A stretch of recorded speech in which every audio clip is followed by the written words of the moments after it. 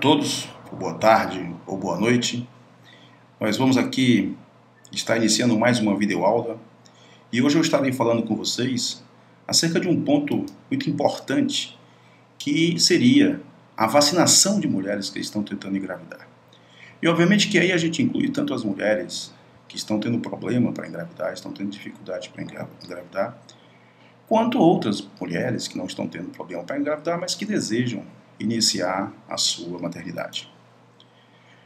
Nosso primeiro slide fala de um ponto importante, que é a questão de nós mesmos médicos, nos quais eu mesmo aí me incluso, de não oferecer para as nossas pacientes um guia em torno da vacinação para que a gente tenha uma gravidez mais saudável, uma gravidez com menos problemas. Nós mesmos esquecemos muito de fazer isso.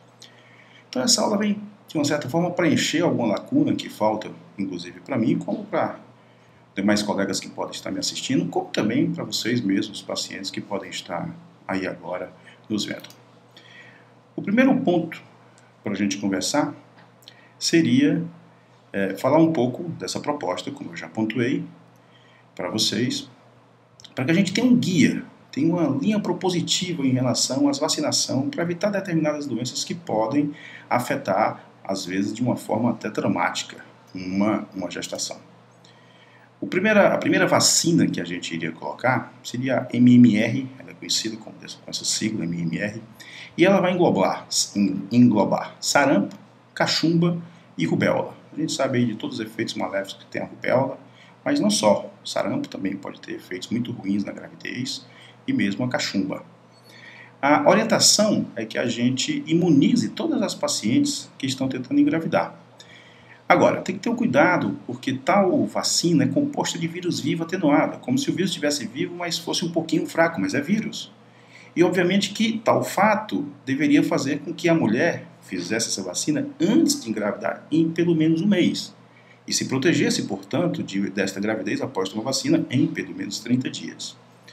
A gente não tem muita confirmação se tal vacina pode levar a uma malformação, ou mesmo a uma infecção intraútero, apesar de ser um vírus vivo atenuado.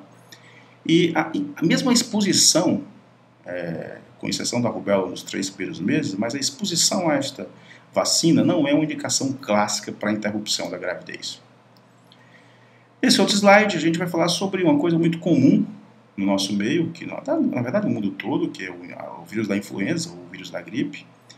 E a gente orienta que toda mulher grávida que esteja no 2º ou 3º trimestre da gestação deve se vacinar. E pode se vacinar na gravidez, obviamente, porque o vírus está morto, então não teria nenhum problema quanto a isso. A gente sabe, no entanto, que existe uma forma dessa vacina, que não é apenas a via parenteral, a intramuscular, mas também havia um spray nasal. Este não podemos fazer, porque aí sim nós temos vírus vivo atenuado. Mas essa aqui é a parenteral, que é intramuscular, não tem nenhum problema, você pode fazer, mas desde que esteja no 2º ou 3º trimestre da gestação. Para quem ainda vai engravidar, o ideal que se faça isso seria nos meses de outubro a novembro, porque nós temos um pico da influenza a nível de mundo entre janeiro e março. Outra vacina seria do pneumococo. Na verdade, essa bactéria ela pode causar pneumonia. E ela é mais recomendada para pacientes com fatores de risco. Por exemplo, pacientes diabéticos, pacientes portadores de HIV, pacientes que têm doenças cardiovasculares e doenças pulmonares. Aquelas pacientes que por algum motivo retiraram o seu baço, ou por terem alguma doença, ou então mesmo porque tiveram algum traumatismo fechado no abdômen e precisaram retirar por conta de hemorragia no baço. E aquelas com patologias malignas, com doenças neoplásicas. Essas são as mulheres que deveriam usar a vacina para o pneumococo antes de tentar engravidar. Portanto, eu tenho aqui um fator de risco, grupos de risco, e esses grupos de risco deveriam obedecer a esses protocolos. Outra vacina seria em relação ao vírus da hepatite A, e aí nós vamos também ter os nossos grupos de risco, e aí nós vamos colocar outro grupo de mulheres, por exemplo, mulheres que receberam transfusão sanguínea, principalmente de fatores da coagulação, mulheres portadoras de doenças hepáticas crônicas, aquelas que trabalham em laboratórios, principalmente em laboratórios que haja manipulação de vírus em animais de pesquisa, ou pacientes que vão viajar para áreas que são endêmicas no mundo, de alta prevalência. E a gente tem, por exemplo, toda a África, abaixo do deserto do Saara, é uma área mais endêmica do vírus da hepatite A.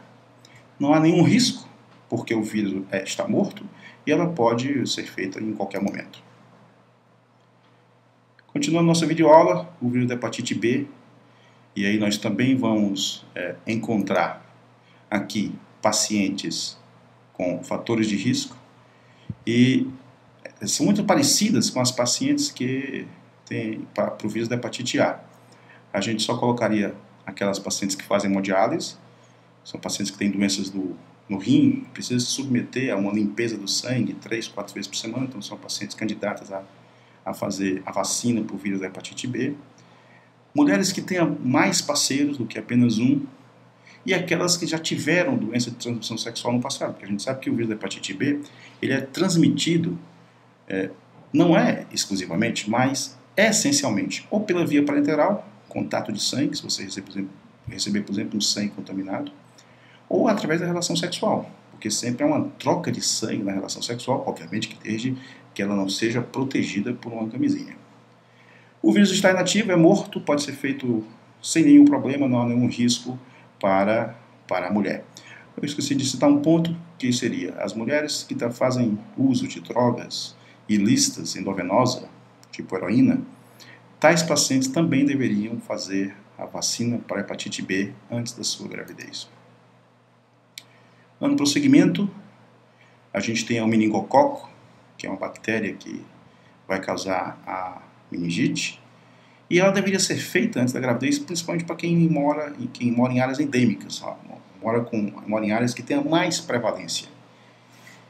Nós não temos certeza de que podemos fazer o uso do meningococo, da vacina para o meningococo na gestação, porque os trabalhos são poucos, então a nossa orientação é que seja feita antes da gestação e, obviamente, para áreas endêmicas não é o nosso caso, que para quem mora no Ceará não é o nosso caso, mas existem áreas endêmicas a nível de mundo, a nível de Brasil, então tais pacientes deveriam ter um cuidado para poder fazer tal vacina. A gente queria agradecer mais uma vez a atenção de todos, estaremos aqui, se possível, semanalmente, tentando levar uma informação que possa ajudar a que você possa ter um melhor acompanhamento e até a próxima. Muito obrigado a todos.